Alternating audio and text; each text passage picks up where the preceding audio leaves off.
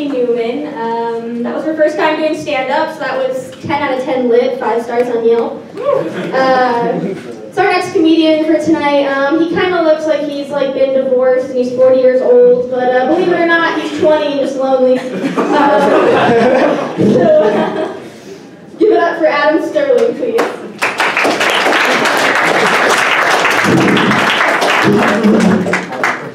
Yeah, we all keep breathing into the mic and it's... airline food, right? What the fuck is up with airline food? Oh fuck, I should have written jokes.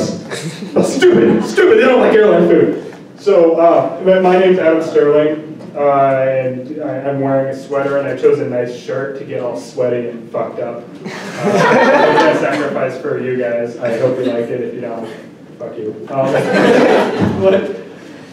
My name Adam Sterling. I sound like I'm the snide British kid in the adventure movie who's gonna just fucking die at the end of the first act, so that everyone learns a lesson. Like, oh, Adam over there, he got crushed by a minecart because he's like a cunt or something. Like, he's a bad person, so the audience is all like, oh, he deserved that because that's how writing works.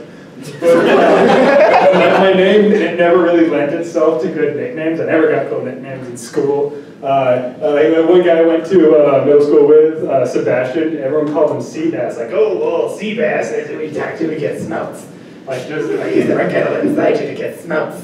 And he sounds streetwise and hip, and everyone thought Seabass was cool. And then one of our comedians is nicknamed Amanda Conda. That's dope as fuck. But I only got lame nicknames like shithead, or nerd, or faggot. Oh, I hate nicknames. Fun. Nicknames are supposed to be fun. But so I've had issues on the topic of digestion, because that's what we're talking about now. I've had issues with that. Like, I mean, sometimes you'll spend like 45 minutes to an hour on the toilet because you eat way too much meat. That only happens to me about once a month. But lately, I think it's been all the spider webs and dog shit in my diet. Like, I eat too much of that, and that's just kind of stuffed me up. It's probably the gluten, though. Probably not the popcorn bowl full of spider webs and animal faces I keep in my freezer for later and just pick away at. It's probably the bread that's in there, too. Yeah, some people freeze bread. I don't know why, but yeah, that's how that went. But when my brother and I were little kids, like little, like we were learning to walk and falling down because we're fucking idiots. We were real little, and my parents had to run some errands one time, so they had their friends babysit us, and their friends are a lesbian couple, like they're two women who were dating. And just like, where is this gonna go? Where is this gonna go? But anyhow, like we said or did some stupid funny shit, because we were kids. And my dad was telling his coworkers about that in a police station because he was a cop. But he was talking about this, and it's just this room full of police officers all hearing an adorable story about one of their coworkers' kids, and then this one guy went over and goes, wait, Officer Sheldon, his name's Sheldon. Don't you know? He's like, oh my god, what the fuck? No, what do I not know? Are they cannibals? Like, oh, what am I doing wrong? Because they're lesbians. Like, what? We all know that. Literally everyone knows that. Because these are guys, some of them have been peed on and stabbed in the same night. They're not bewildered by the idea of two women dating. You're going to have to try harder than that with them. It just doesn't work. It's just, but you let them near your kids, like they're like adult women, not kids. They're not pedophiles. I mean, and this guy just couldn't stop. He could do no wrong. And it's just, thank God you showed up, man. What would we do without you? We needed you. And he's just explaining this, and it's like, he thinks like they're some kind of like terrifying leathery winged creatures of the night. They use their fangs to suck protein and stem cells out of little kids who get involved. Like, oh, you see the Americanus, the here forming her cocoon at night. In the morning, her wings will finish developing. You can see a male homosexual in the background, harvesting roots and berries to survive the winter. It's like his whole life is a fucking nature documentary. He just, like the warped perspective that he's trying to get all these people in on. But speaking of embarrassing stories about masturbation, because that's been a good topic tonight. I don't care if anyone mentioned it. I'll bring it up. One guy, I got a dorm story. I went to the LLC because I'm spoiled shit. And there was one guy, we'll call him Mr. Territory. That's not his real name. I can't use his real name because he that wouldn't work. And we were in suites. It was 2-person rooms, 3 of them, 6 people in a suite. And this guy was on the opposite side of the wall from me. His bed was up against the same wall as mine, and I couldn't just move it away. Wish I could, because the rooms were too small. But he'd flail around in his sleep, and like a cat covered in whipped cream, and just slam his head into the wall. And I would just like, if you ever do that, it's fun. It just But he just hit his head on the wall. But that's not really a complaint. Like, he couldn't really help that. But what he could help was the plaster anime posters on his wall. And it's like, oh, there's actually a ton of cool animes. It's not a bad genre at all. But this was not Cowboy Bebop or Samurai Champloo or anything good. This was upskirt shots of undebatably underage schoolgirls where you'd probably end up on a watch list if you bought this shit on a registered website. It's just real creepy and real big. And he had his laptop always facing the door, and right by the door too. And the screensaver was straight up hentai porn. And it was there to see, and it was poorly drawn, and it was greasy, and it was awkward. And everyone saw that. And he'd leave it there even when we warned him. And whenever he was on his computer, which was forever, he would just lean over his chair like a fucking gargoyle, like lean over the back and just use his dick baiters to just smack the keyboard. And he breathed really and like he'd just watch YouTube poops all day, which have loud dubstep and quick editing, and they're terrible. And he'd watch the same one dozens of times, and just multiple hours a day you'd hear shitty dubstep and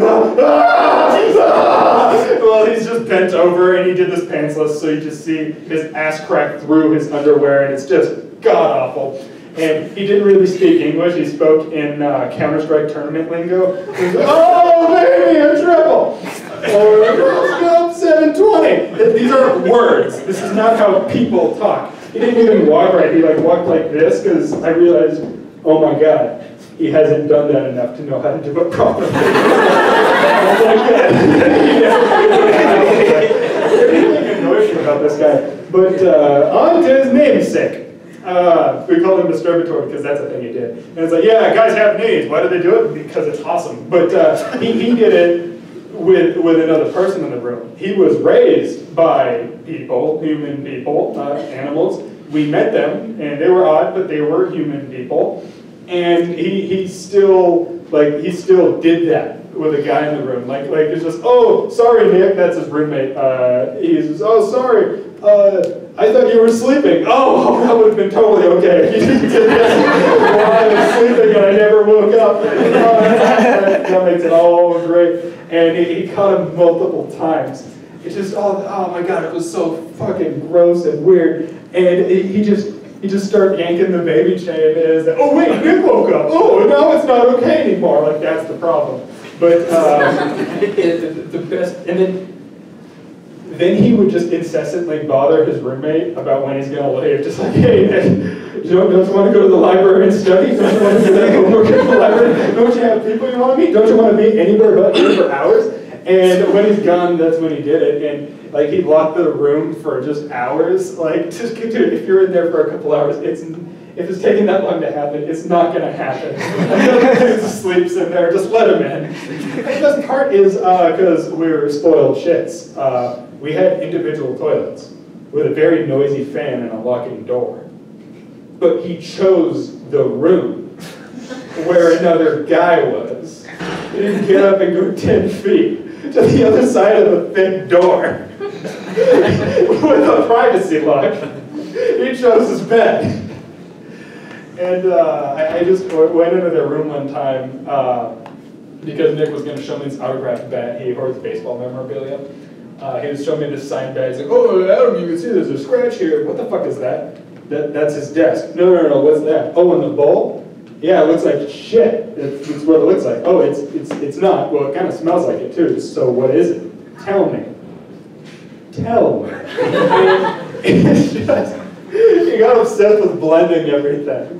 He got obsessed with putting all his food in a blender and eating it all with a spoon. I don't know why. Apparently when he's playing League of Legends, which is a game where people emotionally abuse each other and click on a screen a lot, and they all want to die. They just all want to die at the end. But he would just like, spoon all this ground up food in his mouth, and he bought a bunch of Cheerios and mixed them with water and threw them in the blender. And he didn't have a lid for the blender, so he just put his hand on it and just shit just straight up. So it's all for his death. And he ate like half of it, just and then went to a lecture for the first time in a week. And left it there, and he left it there for a couple of days. So the whole room smells like sawdust, kind of, because that's what Cheerios are. And like it just solidified and hardened and just permeated through the whole room, and neither he nor his roommate Nick could smell it. It's because they'd gotten used to it. So I just went in there and just, what? And God, he just had a slurry of Cheerio. But, oh, he was a creepy dude. Anyhow, that's all I have to say about Miss Stereotype.